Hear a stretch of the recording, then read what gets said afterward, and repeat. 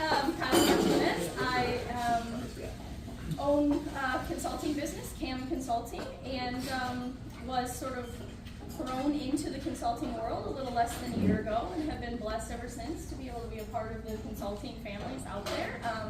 Thank you to Kevin and to Mindy for allowing me the opportunity to come in and talk with everyone, and I'm super excited to make connections with people. And I have questions for a ton of people already, so if I haven't gotten a card from you, I'm going to swing around and get cards from everybody that people have been in this. As far as myself and CAM Consulting, I was working I cut my teeth in retail, multi-unit retail management, and went through school and got into operations management, and then started working in corporate America, manufacturing, large global manufacturing company, running talent acquisition and for North America, Canada, and Mexico, and then leading and building training for the organization, and just sort of spawned from there. Worked for a recruiting firm, and my global manufacturing company that I went to was actually my largest client. So I went from them being my clients and helping find them talent to leading that function within their organization globally. So lots of fun, about 5 or 6 years spent with them, and then my firm that I came from called me back and said, we need someone we're growing, we don't have anyone that understands operations, that can hire and train and build a program to train recruiters within our organization, and also bring in different technologies and just kind of freshen things up. And it was a smaller firm, and everyone at the firm was family to me, without being blood family. Everybody understands that, right? Yeah. So I large global manufacturing organization to a team of about 20. So I went back to that firm. I think that we end up where we're supposed to be, one way or another, no matter how that happens. And so I took that leap, and at some point the firm dissolved around April of last year. Just was a sad moment in time for all of us, but I think that, like I said, everything happens for a reason. It brings us to where we're supposed to be. So I was really blessed to have the opportunity to either go back to my old organization or just jump off on my own. And I'm good at taking leaps, I guess. I don't know.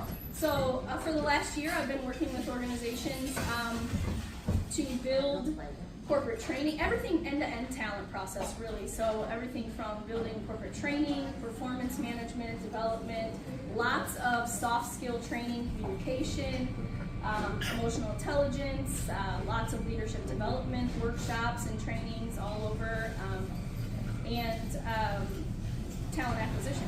So working with organizations to help them find talent and kind of bridge all the gaps in between. So I love people, and I love helping connect people one way or another, helping people become the best versions of themselves.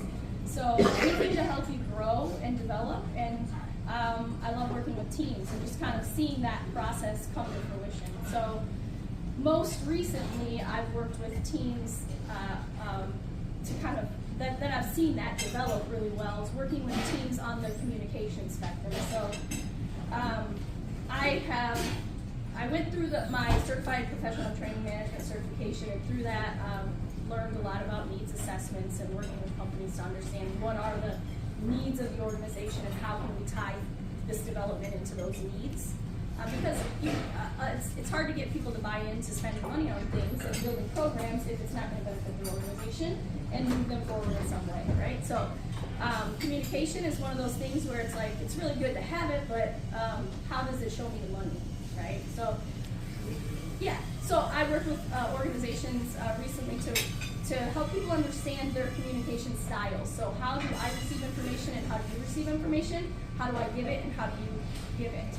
And understanding how to go from, so I had a plant manager recently that, or previously he was very to the point. I am not, I'm a talker, too much sometimes, and so I would give him a big description of everything that was going on, and I would just get thanks back. And I would be very frustrated by the fact that he just said thank you and nothing else. And I'm like, I spent all this time saying this.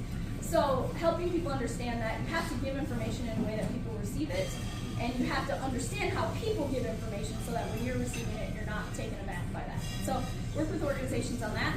A couple of things that I am focusing on in 2024 are platforms are upskilling and reskilling. So we're all looking to do more with less. And so helping organizations understand what that looks like for them and how to continue to have retention through that. So we're giving people more tasks, more things to do, but we're not necessarily, they're not necessarily getting a promotion. So how do we make them feel like they're being fulfilled, they're having growth and development through that? And the other thing is, you know, what got you here won't get you there. And that's a book, if anybody knows that. And the 21 habits that are hindering us from being the best versions of ourselves. Mine is adding too much value, which I do often. So I'm learning to sit back, listen. I'm really energetic, so if I'm passionate about something, I want to interject my idea, but I'm learning to write it down. Sit back, listen, and then when it's time to interject, So, yes? So you're involved with both the training aspect and also the recruiting side of Yes. getting the talent. Absolutely. Is your ideal client like a larger global firm, or do you handle all size firms? I handle all size firms, so the thing that I would say is I built training and development in all industries.